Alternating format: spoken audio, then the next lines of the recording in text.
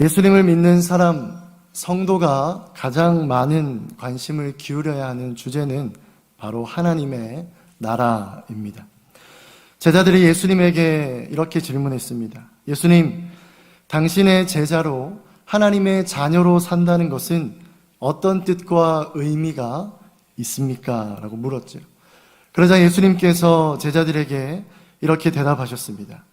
나의 제자로 산다는 것은, 하나님의 자녀로 산다는 것은 바로 그의 나라와 의를 구하는 삶이다 라고 하셨죠. 하나님의 나라가 무엇입니까? 하나님이 주인이 되시고 하나님이 통치하시고 하나님이 다스리시는 모든 영역을 하나님의 나라라고 뜻하지요. 그런 점에서 우리는 먼저 온 우주가, 온 세계 만물이 하나님의 나라인 것임을 인정하고 그분의 다스림 속에 살아가야 할 것입니다. 하지만 성경에서 말하는 조금 더 구체적이고 원론적인 의미에서의 하나님 나라는 바로 하나님을 믿는 한 사람 한 사람, 그리고 그들의 모임을 하나님의 나라라고 뜻하고 있지요. 그래서 예수님께서 누가복음 말씀에서 사람들을 향해 이렇게 말씀하신 것입니다. 하나님의 나라는 여기 있다 저기 있다 하지 못할 것이요 이미 너희 안에 있다라고 하신 것입니다. 그러니 예수님의 제자로 하나님의 자녀로 산다는 것은 1차적으로 내 삶이 하나님이 통치하시고 다스리시는 하나님의 나라가 되는 것이며, 또 2차적으로는 우리 안에 있는 하나님의 나라가 확장되어서 나 혼자 그 나라를 꿈꾸는 것이 아니라 다른 누군가에게도 그 나라를 경험케 하고 그 나라를 꿈꾸게 하며 하나님이 주인 되시고 예수님이 머리 되신 그 삶, 우리 아버지의 통치와 다스림 속에서 영원한 행복을 누리며 살아가도록 하는 것이 바로 하나님 나라가 그 안에 있는 성도와 제자의 삶이라는 것입니다. 그래서 예수님은 당신의 제자로 살면서 우리가 무엇을 기도해야 됩니까? 무엇을 구해야 됩니까? 라는 제자들의 질문에 하나님의 뜻이 하늘에서 이루어진 것 같이 땅에서도 이루어지기를 구하는 것이 바로 나의 제자로 사는 것이다 라고 답하신 것입니다.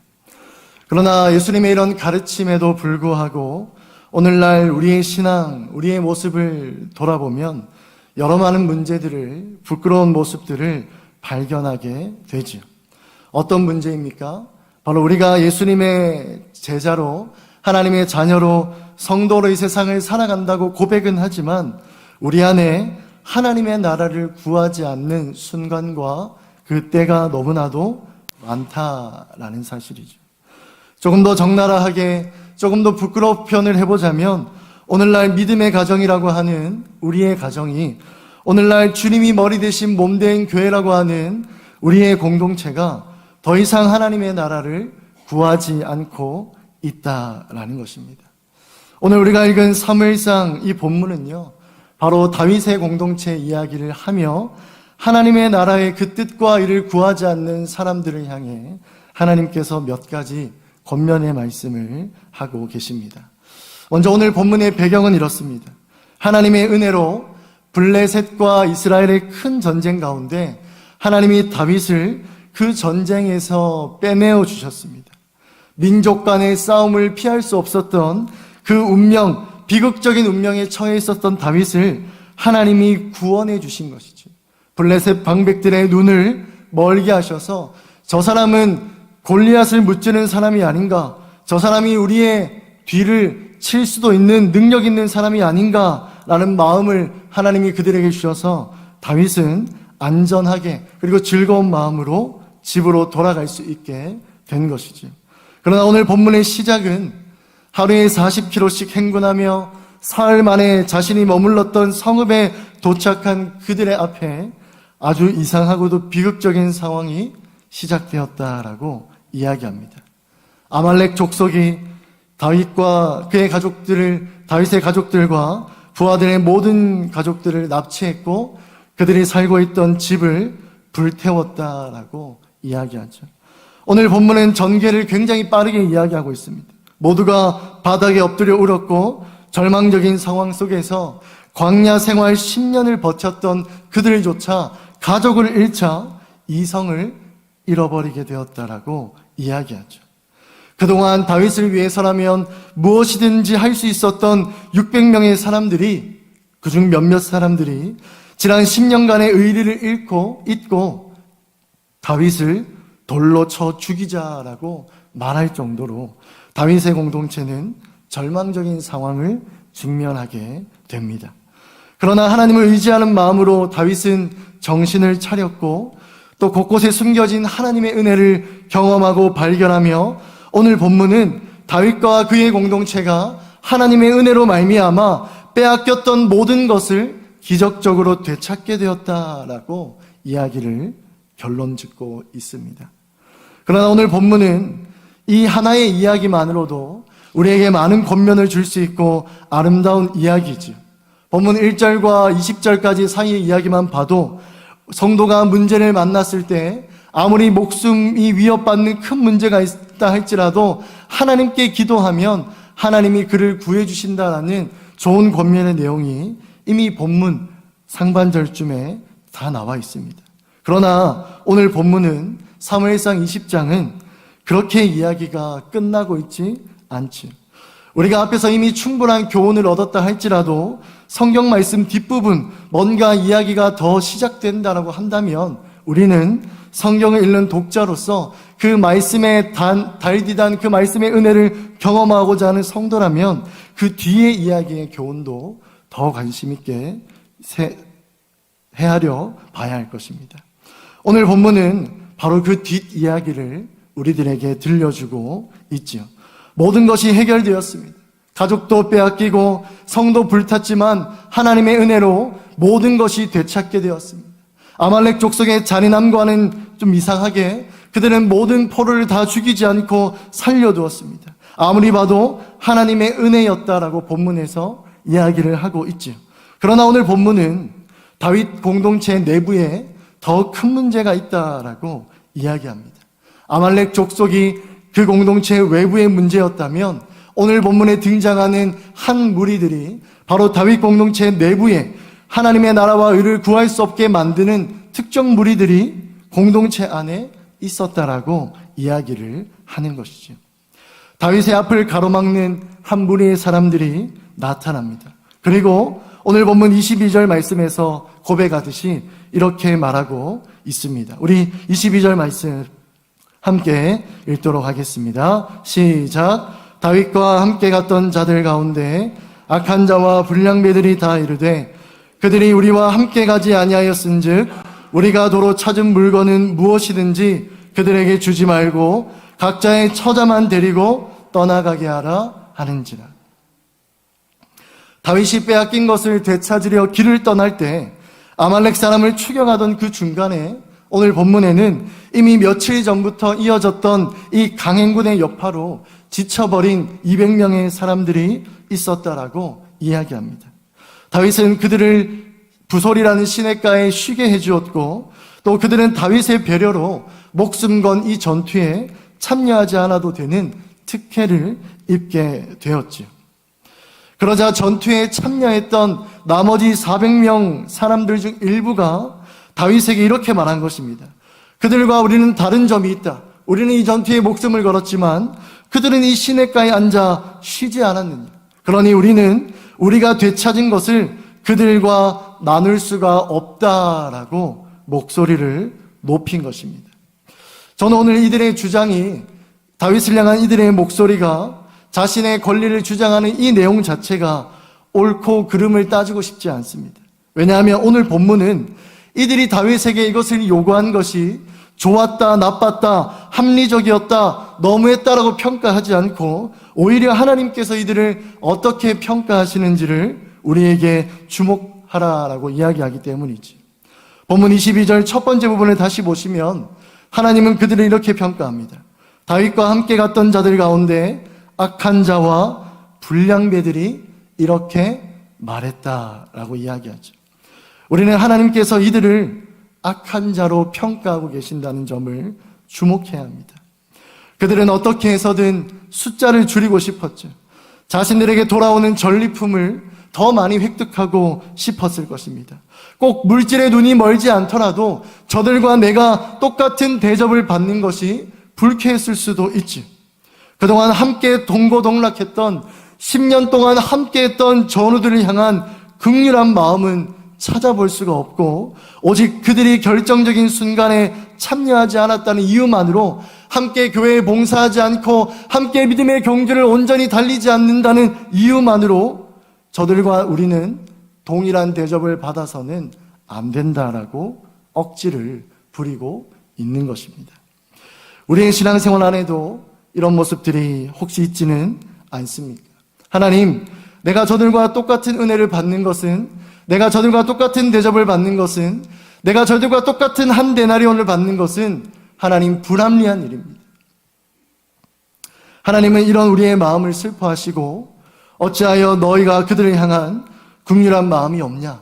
혹은 내가 내 것을 가지고 저들에게 주겠다는데 네가 무슨 말할 자격이 있느냐라고 말씀하실 것입니다. 오늘 본문은 바로 이런 사람들, 믿음의 공동체 앞에 나타나 자신의 권리만을 외치고 긍휼히 여김을 받을 자, 믿음이 연약한 자들을 도저히 돌보지 않는 자들을 향해 너희야말로 하나님의 나라를 구하지 않는 사람들이다 라고 경고하고 계십니다. 우리 믿음의 가정 안에, 교회 안에, 우리 성도들의 삶 가운데 이런 모습들이, 이런 사람들이 너무나 많지는 않습니까? 하나님의 통치와 다스림이란 배려와 인애와 공평과 사랑의 공동체라는 것을 이해하지 못하고 악한 것의 기준으로 모든 것을 판단하고 있지는 않느냐는 것이죠. 내가 더 많이 수고하였으니 내가 더 많이 받는 것이 당연합니다 라고 신앙생활하는 가운데 혹시 저와 여러분이 그렇게 하나님께 기도하며 그런 태도로 하나님께 예배하며 그런 자세로 하나님께 심지어 감사하고 있지는 않느냐는 것입니다. 마치 바리새인이 세리를 가리켜 하늘을 향해 기도했듯이 하나님, 내가 저 세리와 같지 않음을 감사하나이다 라고 하듯이 우리의 신앙생활에도 그런 하나님 나라를 이해하지 못하는 모습들이 있지는 않느냐는 것입니다. 만일 우리의 모습이 그렇다면, 혹은 우리 공동체 안에 그런 사람들이 있다면 하나님은 우리가 이 문제를 어떻게 해결하기를 원하실까요? 내 안에 있는 문제든 우리 공동체 안에 있는 누군가의 문제든 하나님은 분명히 이 문제를 오늘 본문에 나오는 다윗과 같이 지혜롭게 해결하시기를 원하실 것입니다. 오늘 본문을 보면 다윗은 첫 번째로 문제를 제기하는 하나님의 나라를 구하지 않는 그들을 막아섰다라고 이야기합니다. 오늘 본문 23절 말씀을 같이 한번 읽어보겠습니다. 시작. 다윗이 이르되 나의 형제들아, 여호와께서 우리를 보호하시고 우리를 치러 온 그 군대를 우리 손에 넘기셨은즉 그가 우리에게 주신 것을 너희가 이같이 못하리라. 오늘날 교회 안에 사라져버린, 오늘날 교회 안에 반드시 있어야 하는 권면의 메시지는요, 너희가 이같이 못하리라 라는 권면입니다. 다윗은 현재 우리가 잃은 것을 되찾게 된 것이 누구의 은혜냐 라는 근거로 너희가 그렇게 할 수 없다라고 막아서고 있지요. 오늘날 우리는 사랑이라는 이름으로, 자비라는 이름으로, 오래 참음이라는 이름으로, 혹은 우리의 기질과 성향이라는 이름으로 누군가에게 권면하고 누군가에게 하나님의 말씀을 전하는 일을 소극적으로 행동하게 되어버렸습니다. 죄를 죄라 고백하지 못하고 그렇게 하지 말아야 된다라고 더 이상 우리 믿음의 공동체 누군가에게 그렇게 말하지 못하는 분위기와 문화가 교회 안에 이미 수십 년 전부터 있게 된 것이라는 것이죠. 다윗은 우리가 잃게 된 것은 오직 하나님의 은혜입니다. 그런데 어떻게 너희가 지금 하나님의 은혜였음에도 불구하고 모든 것이 하나님의 자비와 사랑이었음에도 불구하고 어떻게 인간의 수고와 노력을 너희가 지금 자랑할 수 있냐라고 이야기를 하는 것이죠. 사랑하는 성도 여러분, 하나님의 통치와 그 다스림대로 그분의 원리와 그분의 성품대로의 삶을 거부하는 자가 혹 우리 교회 가운데, 우리 가정 가운데, 우리 지역과 사회 가운데 있다면 우리는 과감히 그를 막아설 줄 알아야 합니다. 그 사람과 나의 신앙생활은 별개의 문제야. 나 혼자 예수 잘 믿으면 되지 라고 하는 것은 그렇게 건강한 온전한 그리스도의 모습이 아니라는 것이죠. 오히려 우리가 예수 안에서 하나가 되었으니, 우리가 서로 상관 있는 자가 되었으니 너의 잘못을 내가 지금 바로 잡아줘야겠다라고 해야 되는 것입니다. 주님도 이것을 권면하셨죠. 너희 중에 형제 중에 누가 죄를 짓거든, 누가 교회에 범죄하거든 두세 사람이 권면하여라라고 분명히 말씀하셨습니다. 우리에게는 그들을 막아설 용기가 아니라요, 우리에게는 그들을 막아설 성향과 상황이 아니라요, 우리에게는 그들을 막아설 믿음과 순종이 필요한 것입니다. 어떤 사람이 세상적인 기준으로 이 믿음의 교회를 줄 세우고 차별하고 마음대로 하나님의 은혜를 마치 자기 것처럼, 하나님이 우리 믿음의 공동체에 주신 이 선물을 자기 마음대로 자기 임의대로 나누어서 누군가에게 주지 못하도록 막아 서야 한다는 것이죠. 그렇게 될 때 우리 공동체는 하나님이 기뻐하시는 공동체로 날마다 세워질 것입니다. 여러분들의 삶을 돌아보십시오. 혹시 여러분 스스로가 먼저 나를 막아서야 되는 삶의 공간과 시간과 영역들이 있지는 않습니까? 하나님의 나를 구하지 않는 내 모습이 있다면 하나님은 내가 먼저 나 스스로를 막아서기를 원합니다. 그리고 또한 우리 믿음의 공동체 안에 하나님의 나라와 어울리지 않는 언행과 행동을 하는 사람이 있다면 용기가 아니라 믿음을 가지고 순종하는 마음을 가지고 그들을 예수 이름으로 막아서기를 원하신다는 것이죠. 또한 하나님은 다윗의 모습을 통해 우리들에게 두 번째 모습을 권면합니다. 그것은 바로 단순히 그들을 제한시키고 그들을 정죄하고 그들을 멈춰서는 것이 능사가 아니라, 그렇게 한 이후에 이 두 번째 행동이 너무 중요한데, 그게 뭐냐면 다윗이 바로 하나님의 나라에 무엇이 어울리는 일인지를 본을 보였다는 것이죠. 오늘 본문 24절 말씀이 바로 그것을 이야기하고 있습니다. 우리 24절도 같이 한번 읽어보겠습니다. 이 일에 누가 너희에게 듣겠느냐? 전장에 내려갔던 자의 분깃이나 소유물 곁에 머물렀던 자의 분깃이 동일할지니 같이 분배할 것이니라 하고. 사랑하는 성도 여러분, 단순히 막아서는 것만으로는 부족합니다. 아마 이 자리에 있는 많은 성도님들이 첫 번째 이 막아서는 것까지는 아주 잘하시고 아주 많이 해보셨을 거예요. 우리의 자녀들, 우리의 믿음의 동료들 그렇게 하면 안 돼 라고 권면해 왔던 것이죠. 그러나 여러분, 무언가 부족하지 않았습니까? 막는 것만으로든 어떤 문제가 해결되지 않았던 것을 경험하지는 않으셨습니까? 내 안에 악한 것이 들어오지 않도록 하기 위해서 그 악한 것을 쫓아내려고 발버둥 쳐본 적이 모두에게 있지 않느냐는 것입니다. 그러나 하나님의 말씀은 우리에게 권면합니다. 내 안에 악한 것이 들어오지 않도록 하기 위해서는 악한 것 자체를 생각하기보다 먼저 선한 것으로 그 안을 가득 채워라라고 이야기합니다. 귀한 전리품을 얻었는데 부정한 몇 명의 사람들을 막고자 만일 다윗이 이렇게 행동했다면 그것이 바로 지혜로운 행동이었을까요? 야, 이것 때문에 싸우니까 그냥 우리 아무것도 하지 말자. 괜히 이것 때문에 우리 공동체 안에 분란이 일어나니까 이 귀한 공동체 다 불태우거나 다 버려버리자 라고 말했다면 과연 그 결정도 다윗이 지혜롭게 결정했다라고 누가 과연 말할 수가 있을까요?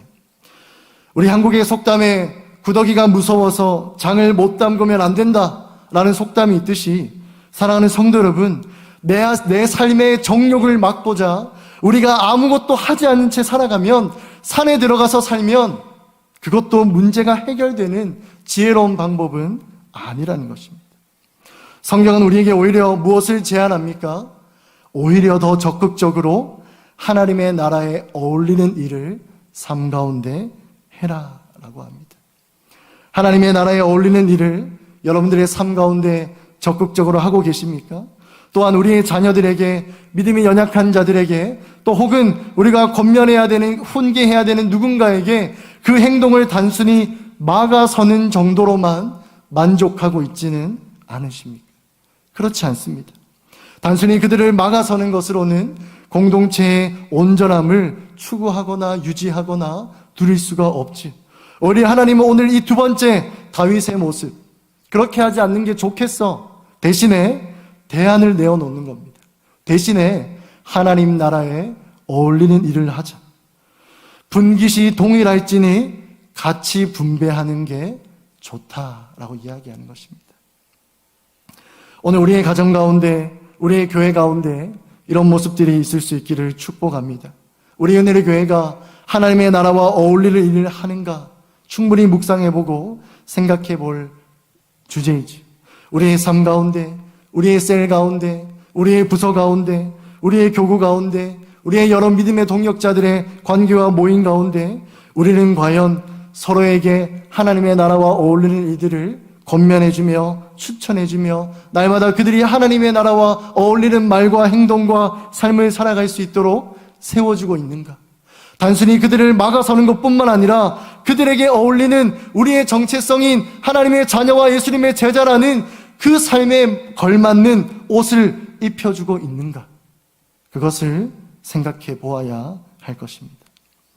그리고 마지막으로 세 번째, 이것은 단기간에 되는 일은 아니지만 우리 다음 세대, 우리 주일학교 아이들을 생각하며 하나님이 우리에게 주시는 권면이라 믿습니다. 그것은 바로 이 하나님 나라와 어울리는 일들을 우리가 먼저 행함으로 말미암아 또한 이 하나님 나라와 어울리는 이 일들을 우리 공동체의 질서로 삼아서요, 다음 세대에도 전해지게 하는 것이 바로 주님의 뜻입니다.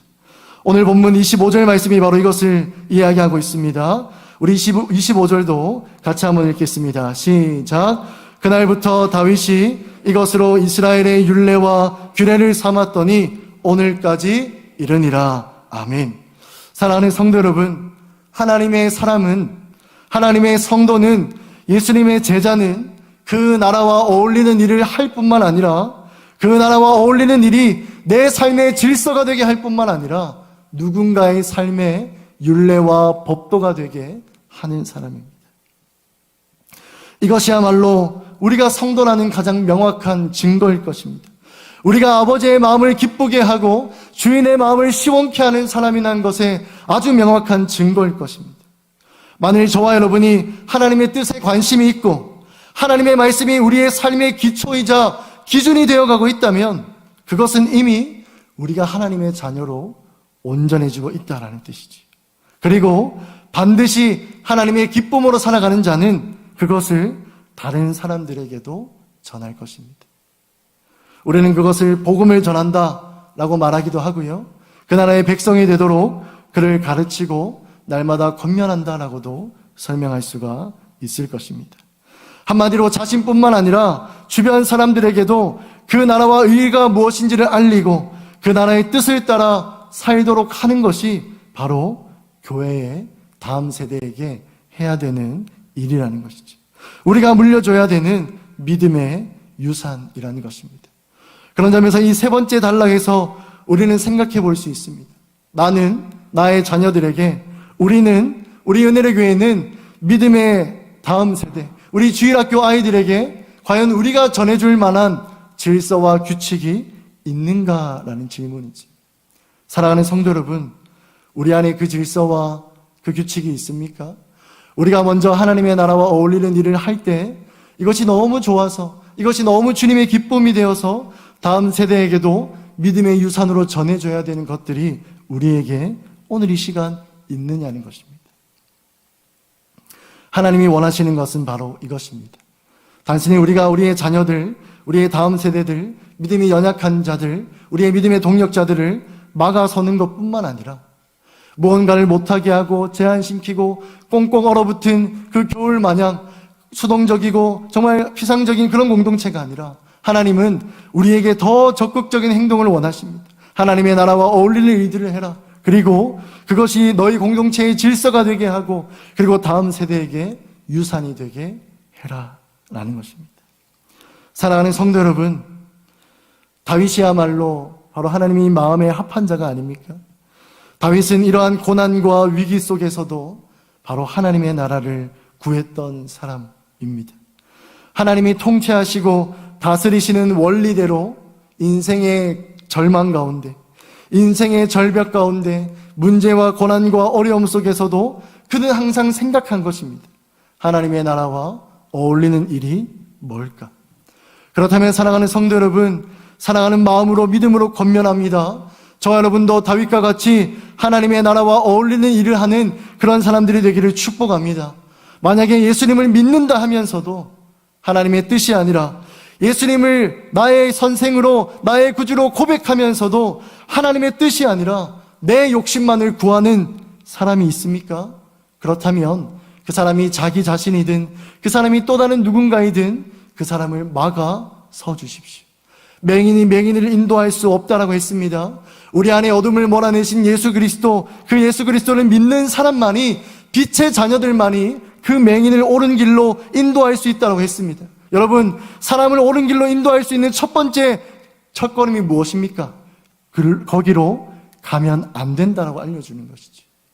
무엇이 옳은 길인지를 알려주기 직전에 우리가 먼저 맹인에게 해줘야 되는 것은 당신이 지금 가고 있는 그 길이 잘못되었다는 것을 알려줘야 되는 것입니다.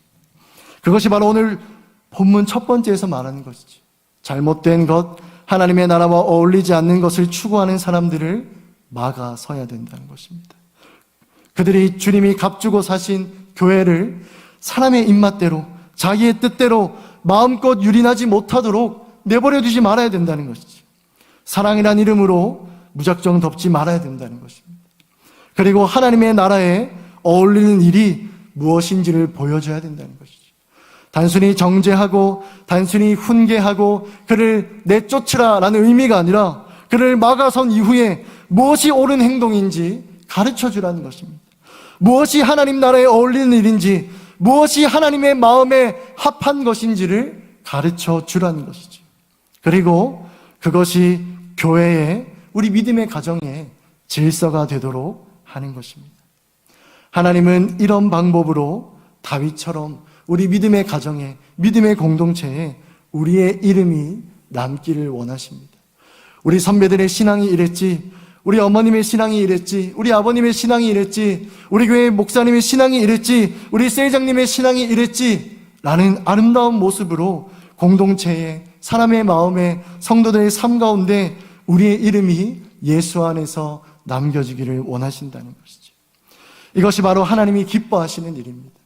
그렇다면 사랑하는 성도 여러분, 오늘 우리의 삶 가운데 이 세 가지 모습을 돌아보면서 내가 행동해야 되는, 내가 막아서야 되는 내 삶의 모습이 무엇인가? 그리고 내가 막아서줘야 되는 사람은 누구인가? 그리고 하나님의 나라와 어울리는 일을 권면해야 되는 내 삶의 모습과 그 대상자는 누구인가? 그리고 그것이 나에게 질서가 되어서 우리의 다음 세대들, 우리의 아이들에게 우리가 물려줘야 되는 유산은 무엇인가를 생각해 봄으로 말미암아 하나님의 나라를 꿈꾸고 하나님의 나라를 구함으로 말미암아 주님께 잘했다 칭찬받는 저와 여러분이 될 수 있기를 예수님의 이름으로 간절히 축복합니다.